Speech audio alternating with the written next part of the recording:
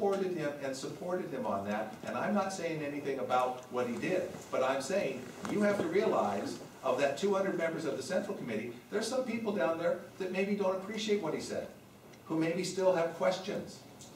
And so what they did is they asked for the information to be resolved by whatever agencies. Look, so the bottom line is, I plan to go down there on Wednesday. I have the information, I have the resolution. I will commit it to the committee. I anticipate that they will go ahead, and now that the questions have been resolved, and by the way, the FPPC, to be really clear, found that he had violated, but that there was not an intent, and they said that they would warn him, and if anything occurred in the future. Now, that's what the FPPC said. The DA said there was no criminal charges, okay? But the bottom line is, BJ, if somebody makes a complaint, you know Bob Keller, okay? Your opinion of Bob Keller was not swayed by the allegations that were raised by one of the other candidates, okay? People in the rest of the county don't necessarily know Bob Keller. So they did what I can't help but say. I can't fault them for that.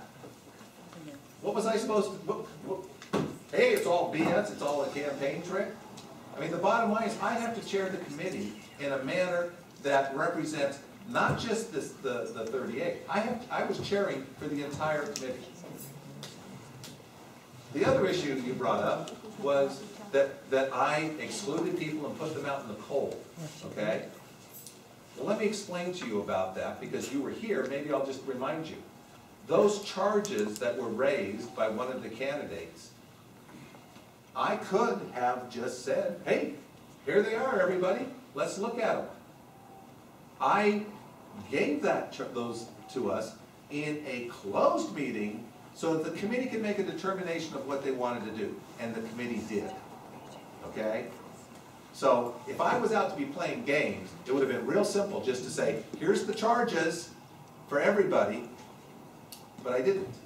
I tried to give the committee an opportunity. You know, the only member of the committee that night who actually read the information was Michael. The rest of you do not want to look at it. Now, that's fine. You don't have to. But he has a right to do that. He has a right to look at it. He has a right to make an opinion and a determination. That doesn't mean he's a bad member. That doesn't mean he thwarts the will. You know, the will of the committee was carried out. There was an endorsement made. The endorsement was presented to the county party.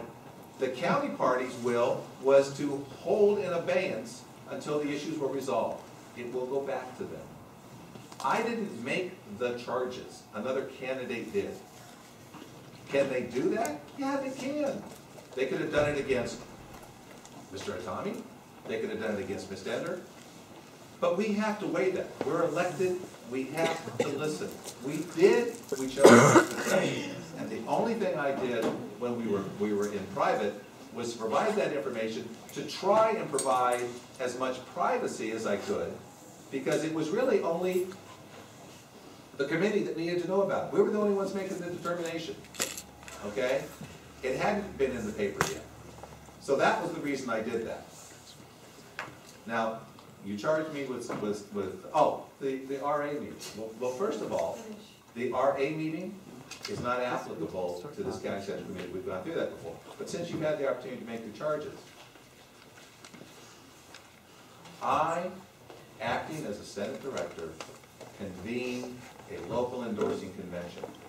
When I realized there was contention, and gee, that's a real surprise, there's contention here between the two units. Why? Okay? Why? Now,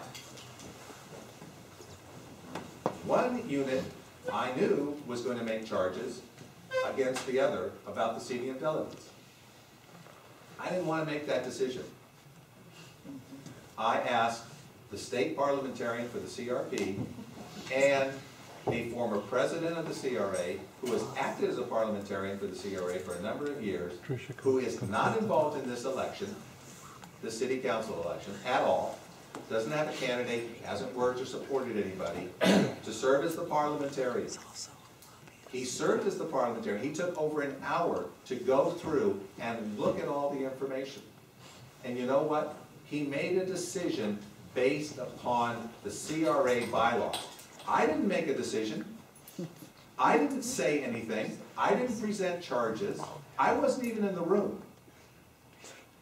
The Credentials Committee, I appointed. I appointed one member from each committee and Mr. Frank. And Mr. Frank spent time and he allowed everybody to come up and talk and speak to it. And the issue was pretty clear cut. No, it actually wasn't. No. And Mr. Frank made that decision. I didn't. I then conducted the meeting with what was left after the Proxies and Credential Committee had done that. Now, you want to blame me for that? You go ahead. You want to blame me for everything that's gone on here, obviously. But the bottom line is, BJ, those are the facts. That's what occurred. Now, you don't necessarily like my leadership style. I haven't really appreciated the manner in